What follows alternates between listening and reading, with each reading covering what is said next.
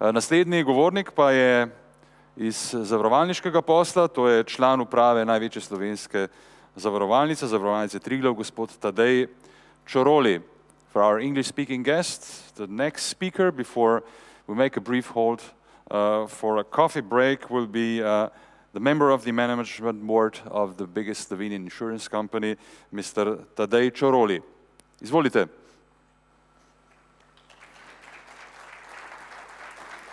Hvala. Si uro naštimam, pa da še gor štartajo.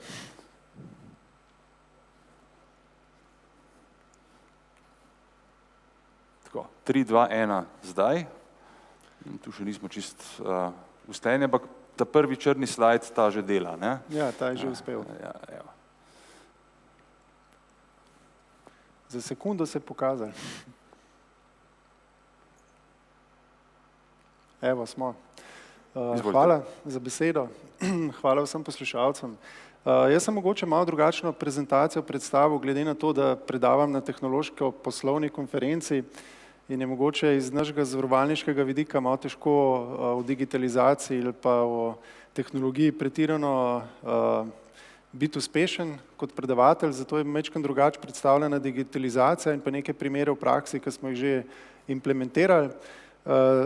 Tako da se bolj osredotočam na te izzive, ki jih prenaša tovrstna digitalizacija in te rešitve, ki jih verjetno že 2 dni poslušate in v katerih bo še zelo veliko govora. Zdaj,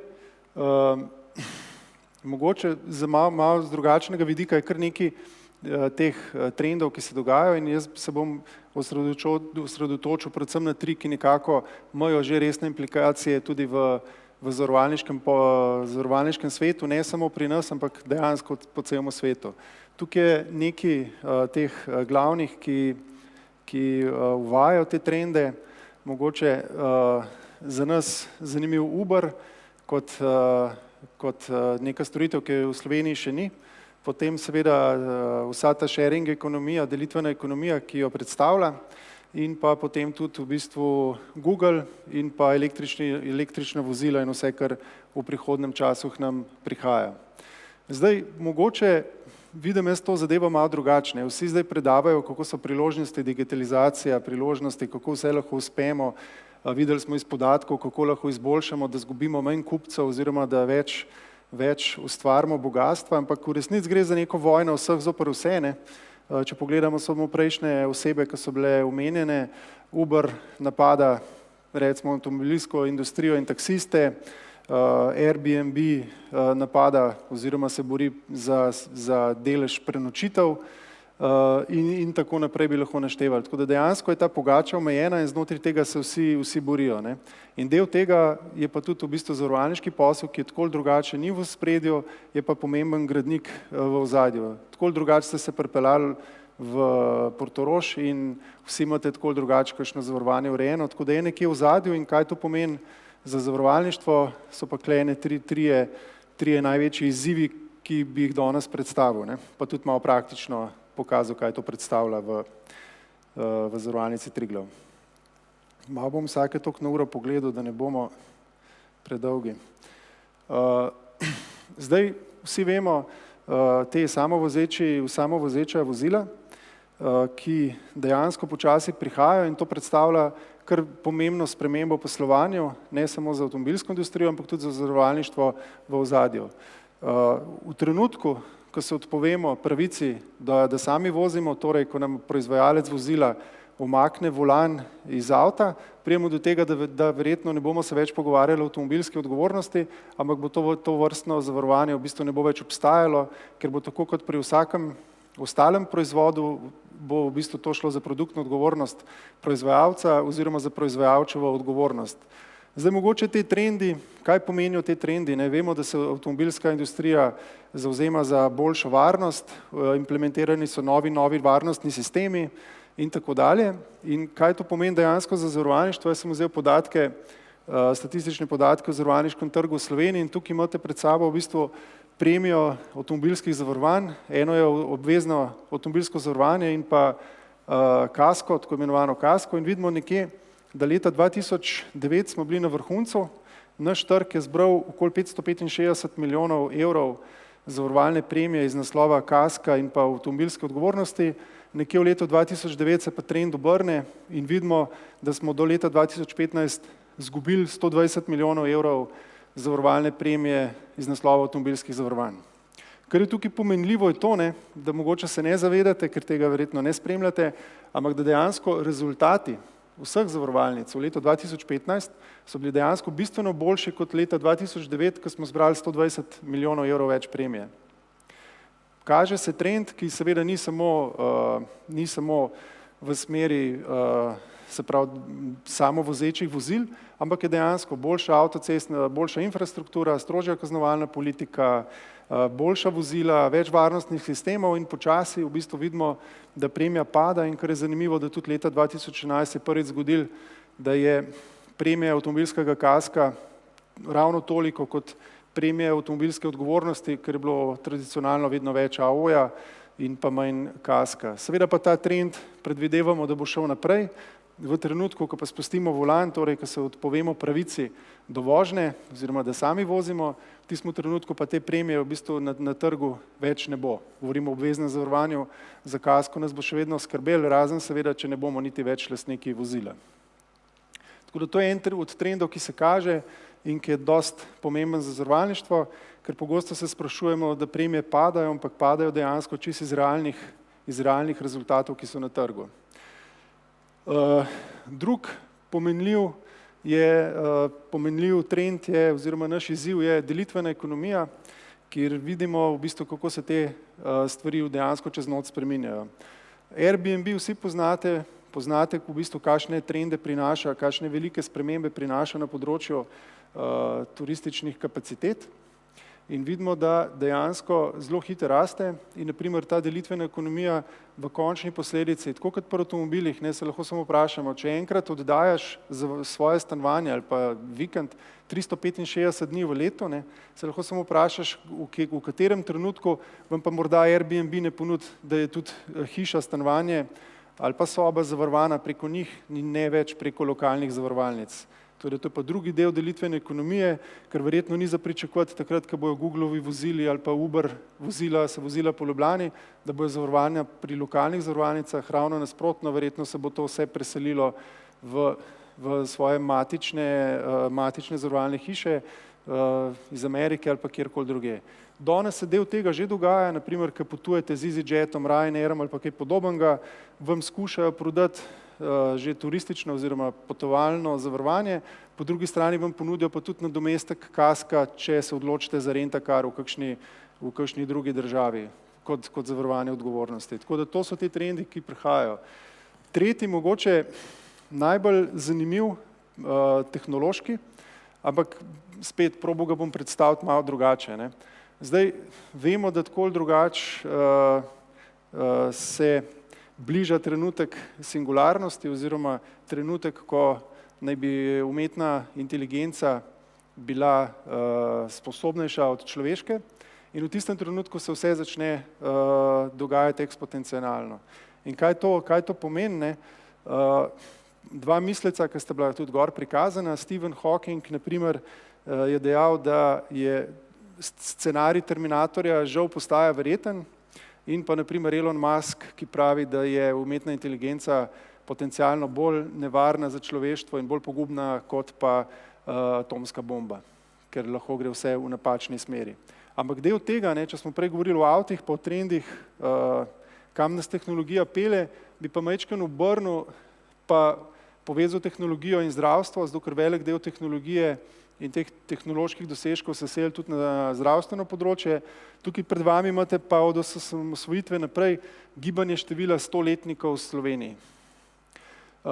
Ženske v publiki, ki jih je sicer malo manj, so lahko tukaj malo bolj zadovoljne, ker je tle trend dejansko v korist žensk. In če pogledamo leta 2015, imamo 236 100-letnikov živečih v Sloveniji, od tega 203 ženske in 33 moških.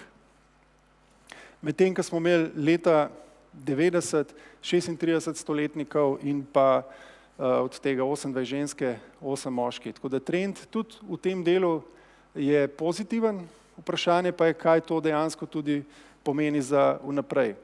Zdaj se bi se vsak vprašal, kdo si sploh želi živeti neskončno, ne?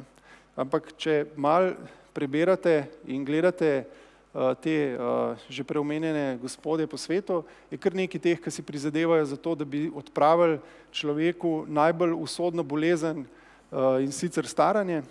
Tako da je kar nekaj tehnoloških podjetij, med njimi tudi Google, ki vlaga v Calico več milijard dolarjev za to, da se borijo za človeštvu najbolj pogubno boleznijo, to je staranjem. In potem pa še veliko drugih podjetij, ki se ravno tako trudi, da bi prestavili oziroma da bi odkrili zdravilo za človeku najbolj pogubno bolezen. In če potem se vrnemo na zavarovalništvo, verjetnost 25-letnika, da živi do 26 leta, je približno 1 promil oziroma da umre.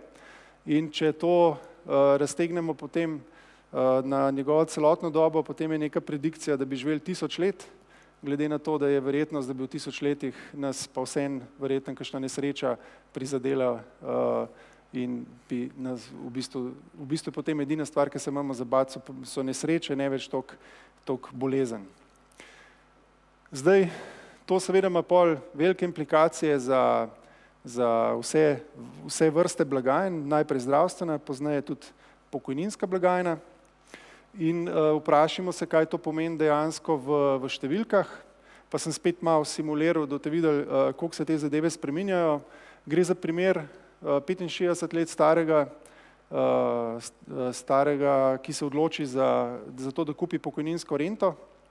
In ta pokojninska renta je leta 95 iz 100 000 evrov si lahko kupil 600 evrov doživljenjske rente.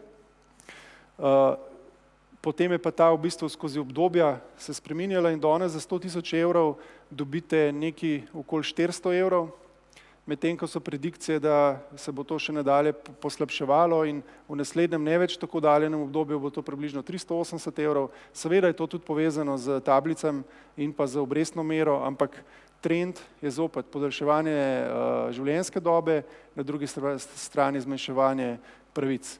Tako da dejansko te implikacije so zelo dolgoročne in zelo pomenljive za nas vse. Zdaj, da se ne boste samo bali tega, koliko manj boste dobili, če se boste odločili za pokojninsko rento, je pol še prikaz v bistvu pa gibanja cene oziroma zavarovalne premije za življenjsko zavarovanje samo za primer smrti, ki pa vidimo tudi, da so si zavarovalnice nekje od leta 2000 naprej kar dosto pogumile in za zavarovanje, ki je stal še za 200 000 evrov zavarovalne vsote za primer smrti, za mislim, da 35-letnega moškega ali žensko, si moral 2000 plačati malo manj kot 80 evrov in počasi v bistvu ta premija skozi obdobje zniževala. Danes za isto zavarovanje dejansko plačamo manj kot 20 evrov, tako moški in ženske, ker od leta 2012 je premija za moške in ženske na podlagi Evropske direktive izenačena. Tako da nekaj nam govori v prid, tisti drug del, kar se tiče upokojitve, je pa ravno obraten. V tistem delu pa dejansko bomo deležni manjših obsegov pravic, kot pa smo jih bili vajeni. Tako da je tudi to eden od izzivov, s katerimi bomo vsi mi soočeni v prihodnje. Zdaj, 3 izzivi, tehnologija, staranje, samovozeča vozila in podobno, to, kar je bilo že omenjene.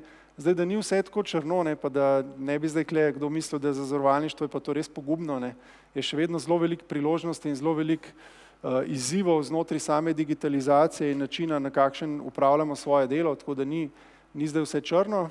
Da ni vse črno, pa v prvi vrsti poskrbi tudi sama mati narava. Tole so malo posnetki iz slovenskih poplav, določene zadeve pa nikakor ne bomo samo digitalizacijo odpravili. Mogoče bojo tele dobili že kakšno notifikacijo, kakšno minuto prej, preden se to zgodi, ampak dejansko za določene zadeve bo zavarovalništvo vedno pomembno, kot se pa kaže pri podnebnih spremembah, je pa ta del vedno bolj v ospredju. Poznate pred kratkim požare v Alberti, zelo pogubni suše, tornadi, ki so bili nekoč še domena bolj ameriškega Open Plainsa. Tole je, mislim, da ni glih za Hrvaško, ampak tudi na Hrvaškem tole več niso tako neobičajni na Jadranu prizori. Tako da je mati narava še vedno tista, ki pa vsem diktira nek tempo samemu zavarovalništvu. Zdaj mogoče, ker je bil naslov primeri v praksi, sem zbral potem dva primera. Eno je to, da smo pred kratkim v bistvu na področju mobilnih aplikacij izdelali vremensko aplikacijo. Nadgradnja predhodne, ki je bila Triglav toča, tokrat smo izdelali vremensko aplikacijo za direktno integracijo na podatkovne vire ARSA, ki pa ni samo vremenska aplikacija, ampak združuje zlasti opozorilni sistem za točo, stanje voda, nevihte in pa še druge težave, ki se lahko pripetijo. Vključuje pa tudi podatke o smučiščih, spletnih kamerah in tako dalje, tako da gre čisto za eno aplikacijo, ki skuša osveščati o težavah in je relativno nova. Mislim, da je približno en mesec, pa trenutno okoli 22 000 uporabnikov, kar mi pravijo pri nas, da niti ni tako malo za v enem mesecu v Sloveniji. Potem pa še aplikacija vezana na avtomobile, tam nekje, kjer sem tudi začel. Časovno mislim, da bom zvozil. Imamo pa tudi eno aplikacijo, ki pa naslavlja način vožnje. Primarno je bila razvita tako kot v druge po svetu z namenom, da bi nekako skušali segmentirati mlade voznike. Neka groba statistika je, da je približno 20% mladih voznikov ima prometno nesrečo in to lahko gledaš tako, kot da vsak peti mlad, ki se pri tebi zavaruje, bo imel prometno nesrečo. Problem teh prometnih nesreč je tudi, ki so po škodnem obsegu bistveno intenzivnejše kot pa druge prometne nesreče, ker pomeni, da je povprečna škoda pri mladih večja kot pa pri starejših in so zaradi tega še slabši. Ampak lahko gledaš, kot da eden od 5 mladih bo imel prometno nesrečo, lahko pa gledaš, da 4 od 5 ne bojo imeli prometne nesreče. In seveda tovrstne aplikacije naslavljajo način vožnje oziroma skušajo segmentirati tiste stranke, ki bolje vozijo, da se potem tudi, da so deležni popusta. S to aplikacijo dejansko prav vsak lahko pridobi dodatnih 25% popusta v primeru, da uporablja, pa da se drži približno omejitev, ki veljajo v Sloveniji. Na raznih blogih je sem pa tja kakšna slaba volja okoli tega, da če uporabljaš Drive, da si prvi v koloni, ampak dejansko ne gre za to, da je naša aplikacija tako rigorozna, ampak gre, da so pač naši cestno-prometne omejitve tako rigorozne.